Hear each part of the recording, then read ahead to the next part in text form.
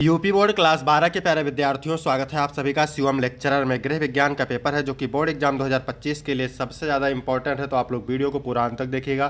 पूरा पेपर एकदम अच्छे से आंसर के साथ हल करके आपको बताने वाले हैं और बोर्ड एग्जाम के लिए मोस्ट इंपॉर्टेंट है। समय 3 घंटे 15 मिनट होता है और पूर्णांक होता है मेरे प्यारे बच्चों 70 का। यहाँ पर थोड़ा सा निर्देश देखते हैं। निर्देश में क्या है? प्रारंभ के 15 मिनट परीक्षार्थियों को प्रश्न पत्र पढ़ने के लिए निर्धारित है। सभी प्रश्न अनिवार्य होते हैं। प्रश्न संख्या 1 से 4 बहुविकल्पीय प्रश्न है, यानी प्रश्न संख्या 1 में 5 बहुविकल्पीय प्रश्न है तो 1 से 4 तक बहुविकल्पीय प्रश्न है तो 20 बहुविकल्पीय प्रश्न हो जाएंगे। ठीक है। और प्रश्न संख्या 5 से 10 अति लघु उत्तरीय प्रश्न है जिनका उत्तर 25 शब्दों में देना है। प्रश्न संख्या 11 से 15 लघु उत्तरीय प्रश्न है जिनका उत्तर 50 शब्दों में देना है। और प्रश्न संख्या 16 से 18 विस्तृत उत्तरीय प्रश्न है जिनका उत्तर 100 शब्दों में देना है। सभी प्रश्नों के निर्धारित अंक उसके सामने अंकित हैं, तो सभी लोग वीडियो को कर देंगे लाइक। चैनल पर नए होंगे चैनल को सब्सक्राइब कर देंगे, वीडियो को शेयर कर देंगे। चलिए शुरू करते हैं। सबसे पहले बहुविकल्पीय प्रश्न। प्रश्न नंबर 1 का पहला है, भोजन में पाया जाने वाला पोषक तत्व है कार्बोहाइड्रेट, प्रोटीन, वसा, ये सभी। तो मेरे प्यारे बच्चों, भोजन में पाया जाने वाला पोषक तत्व है कार्बोहाइड्रेट, प्रोटीन, वसा, तो यहाँ पर ए सभी सही हो जाएगा। इसके बाद प्रश्न नंबर 1 का दूसरा है, दृष्टि पटल की प्रकाश संवेदी कोशिकाएं जो कम प्रकाश में भी देखने की क्षमता प्रदान करती हैं वह क्या कहलाती हैं? दंड कोशिकाएं, शंकु कोशिकाएं, पीत बिंदु, ये सभी। तो मेरे प्यारे बच्चों, दृष्टि पटल की प्रकाश संवेदी कोशिकाएं जो कम प्रकाश में भी देखने की क्षमता प्रदान करती हैं वह शंकु कोशिकाएं कहलाती हैं। आपका खा ऑप्शन करेक्ट हो जाएगा। इसके बाद मेरे प्यारे बच्चों, प्रश्न नंबर 3 है, डीपीटी का टीका दिया जाता है डिप्थीरिया, कुकुर खांसी और टिटनेस के लिए। ठीक है मेरे प्यारे बच्चों, डिप्थीरिया, कुकुर खांसी और टिटनेस के लिए डीपीटी का टीका दिया जाता है। इसके बाद 1 का चौथा है, छिपी भूख से तात्पर्य है सूक्ष्म पोषक तत्वों की कमी से, स्थूल पोषक तत्वों की कमी से, का और खा दोनों, इनमें से कोई नहीं। तो छिपी भूख से तात्पर्य है सूक्ष्म पोषक तत्वों की कमी। ठीक है। वीडियो अच्छा लग रहा हो सभी लोग वीडियो को लाइक कर दें, चैनल पर नए हो चैनल को सब्सक्राइब कर दें और कमेंट करके जरूर बताएं कि वीडियो कैसा लगा। स्वतंत्र तंत्र का प्रमुख अंग है वायु, फेफड़े, प्रश्वसन, हृदय। तो मेरे प्यारे बच्चों, श्वसन तंत्र का प्रमुख अंग है फेफड़े। आपका खा ऑप्शन बिल्कुल सही हो जाएगा। इसके बाद है दूसरा का पहला, हेपेटाइटिस से प्रभावित होने वाला अंग है यकृत, हृदय, कान या हाथ। मेरे प्यारे बच्चों, हेपेटाइटिस से प्रभावित होने वाला अंग है हृदय, यकृत सही हो जाएगा। हेपेटाइटिस से प्रभावित होने वाला अंग है यकृत। इसके बाद दूसरा का दूसरा है, थायराइड नामक अंतःस्रावी ग्रंथि से निकलने वाला हार्मोन्स है इंसुलिन, थायरोक्सिन, एस्ट्रोजन, प्रोटीन। तो थायराइड नामक अंतःस्रावी ग्रंथि से निकलने वाला हार्मोन्स है थायरोक्सिन। खा ऑप्शन बिल्कुल करेक्ट हो जाएगा। इसके बाद मेरे प्यारे बच्चों, प्रश्न नंबर 2 का तीसरा है, पर्यावरण प्रदूषण का कारक है औद्योगिकरण, ये भी कारण है, वनों का कटना ये भी है, जनसंख्या विस्फोट ये भी है। तो यहाँ पर इनमें से सभी हो जाएगा। इसके बाद चौथा नंबर है, हीमोग्लोबिन पाया जाता है श्वेत रुधिर कणिकाओं में, प्लेटलेट्स में, प्लाज्मा में, लाल रुधिर कणिकाओं में। तो मेरे प्यारे बच्चों, हीमोग्लोबिन लाल रुधिर कणिकाओं में पाया जाता है। ठीक है। इसके बाद अगला क्वेश्चन है, विटामिन ए की कमी से होने वाला रोग है बेरी, रतौंधी, स्कर्बी या फिर ये सभी। तो मेरे प्यारे बच्चों, विटामिन ए की कमी से होने वाला रोग है रतौंधी। ठीक है, विटामिन ए की कमी से होने वाला है रतौंधी। इसके बाद प्रश्न नंबर 3 का पहला है मेरे प्यारे बच्चों, डेंगू बुखार के विषाणु के वाहक हैं मच्छर, मक्खी, क्रीम या ये सभी। तो डेंगू बुखार के विषाणु के वाहक है मच्छर, का ऑप्शन करेक्ट हो जाएगा। इसके बाद 3 का दूसरा है मेरे प्यारे बच्चों, शारीरिक परिश्रम अधिक करने वाले व्यक्ति को कैलोरी की मात्रा लेनी चाहिए 3600 कैलोरी की मात्रा, 2600, 3000, 3500। तो मेरे प्यारे बच्चों, शारीरिक परिश्रम अधिक करने वाले व्यक्ति को कैलोरी की मात्रा 3600 लेनी चाहिए। इसके बाद मेरे प्यारे बच्चों, 3 का दूसरा है, एकाकी परिवार के लाभ क्या हैं? बच्चों का उत्तम पालन पोषण, बिल्कुल सही। स्त्रियों की उत्तम स्थिति, ये भी सही। आत्मविश्वास एवं आत्मनिर्भरता, तो यहाँ पर इनमें से सभी हो जाएगा। इसके बाद मेरे प्यारे बच्चों, अगला है, प्लेग रोग किससे फैलता है? चूहा से, मच्छर से, मक्खी से, तिलचट्टा से। तो प्लेग रोग फैलता है मेरे प्यारे बच्चों किससे? चूहा से। आपका का ऑप्शन करेक्ट हो जाएगा। इसके बाद अगला क्वेश्चन है, रेड क्रॉस सोसाइटी का क्या अर्थ है? अनाथालयों की देखभाल, महिलाओं की सहायता, बालक बालिकाओं की देखरेख। तो रेड क्रॉस सोसाइटी का ये इनमें से सभी सही हो जाएगा, तीनों है। ठीक है। इसके बाद 4 का पहला है मेरे प्यारे बच्चों, यूनिसेफ की स्थापना हुई थी 1944, 1945, 1946, 1949। तो मेरे प्यारे बच्चों, यूनिसेफ की स्थापना हुई थी 11 दिसंबर 1946 को, गा ऑप्शन करेक्ट हो जाएगा। इसके बाद अगला है, विश्व स्वास्थ्य संगठन का मुख्यालय कहाँ है? London, Paris, New York, Geneva. तो विश्व स्वास्थ्य संगठन का मुख्यालय है जेनेवा, स्विट्जरलैंड में। घा ऑप्शन बिल्कुल करेक्ट हो जाएगा। इसके बाद मेरे प्यारे बच्चों अगला है समाजशास्त्र समाज का एक विज्ञान है या कथन है। वार्ड का, ओडम का, मैक्स वेबर का, हिलर का। समाजशास्त्र समाज का एक विज्ञान है या कथन है वार्ड का। ठीक है। इसके बाद मेरे प्यारे बच्चों अगला क्वेश्चन है भूकंप को किस पैमाने पर मापते हैं। Calorie, Richter scale, joule, metre second. तो भूकंप को मेरे प्यारे बच्चों रिक्टर स्केल के पैमाने पर मापते हैं। खा ऑप्शन करेक्ट हो जाएगा। इसके बाद अगला क्वेश्चन है बाल विवाह के उन्मूलन हेतु आवश्यक है। दहेज प्रथा का विरोध बिल्कुल। जन जागरूकता ये भी। शिक्षा का प्रसार ये भी। यहाँ पर घा ऑप्शन करेक्ट हो जाएगा। इसके बाद मेरे प्यारे बच्चों अति लघु उत्तरीय प्रश्न है। ठीक है। प्रत्येक उत्तर के लिए 1 अंक मिलेगा और उत्तर आपको 25 शब्दों में देना है। 5 का है व्यायाम करना क्यों आवश्यक है। तो व्यायाम करना आवश्यक है क्योंकि यह शरीर को स्वस्थ और मजबूत बनाता है, रोगों से बचाव करता है, मानसिक तनाव कम करता है और ऊर्जा व सहन शक्ति को बढ़ाता है मेरे प्यारे बच्चों। ठीक है। मोस्ट इंपॉर्टेंट सारे प्रश्न हैं। इसके बाद है पोषण और व्यायाम का संबंध लिखिए। पोषण और व्यायाम का गहरा संबंध है। संतुलित आहार ऊर्जा प्रदान करता है जबकि व्यायाम शरीर को फिट रखता है। सही पोषण से व्यायाम का अधिक लाभ मिलता है।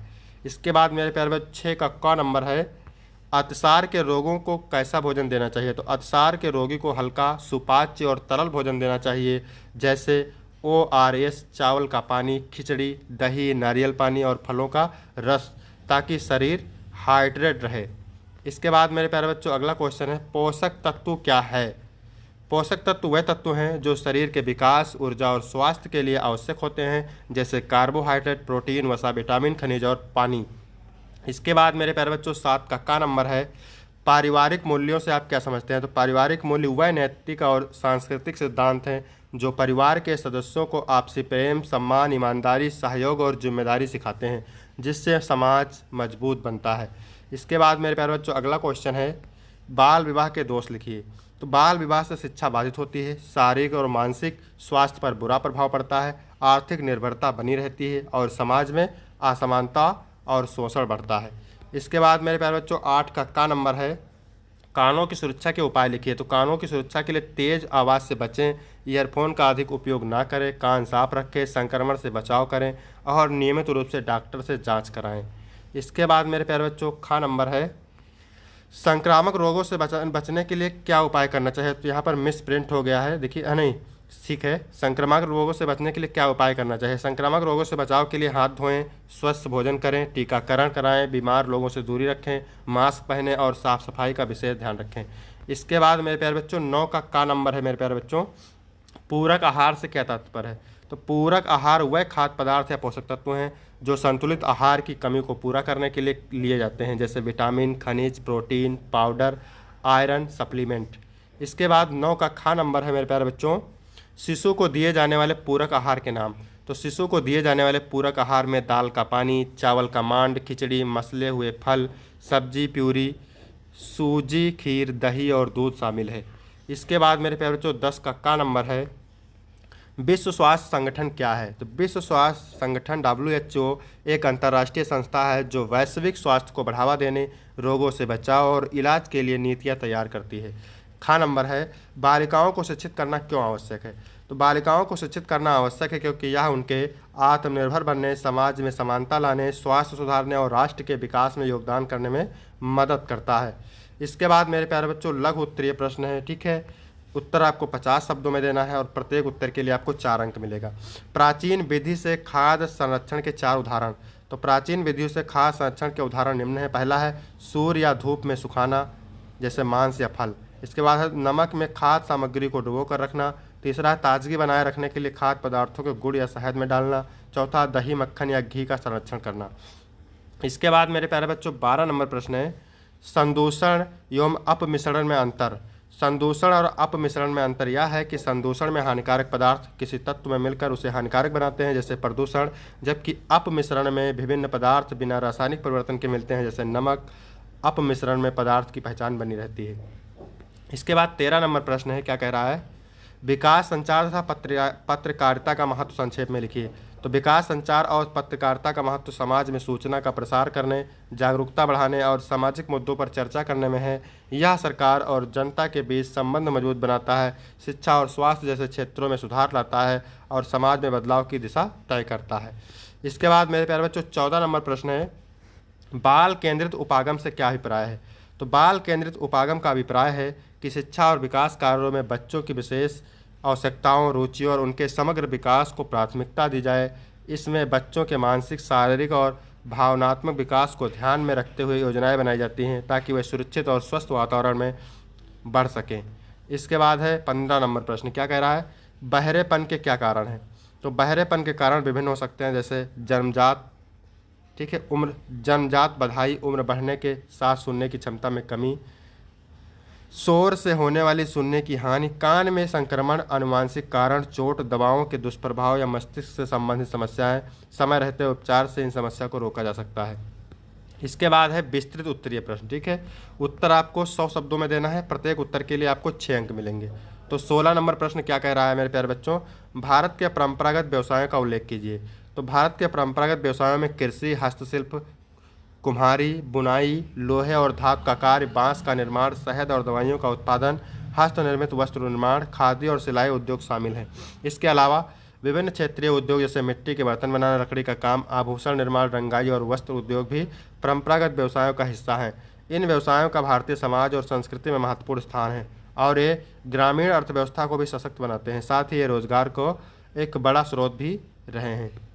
इसके बाद अथवा करके दिया हुआ है मेरे प्यारे बच्चों, 2 पूछता है, 1 करना रहता है आपको। किसी प्रकार के कार्य, व्यवसाय अथवा जीविका का चुनाव करते समय किन बातों का ध्यान रखना चाहिए। इसके बाद मेरे प्यारे बच्चों 17 नंबर प्रश्न है, उपभोक्ता के अधिकार तथा समस्याओं का संक्षिप्त वर्णन।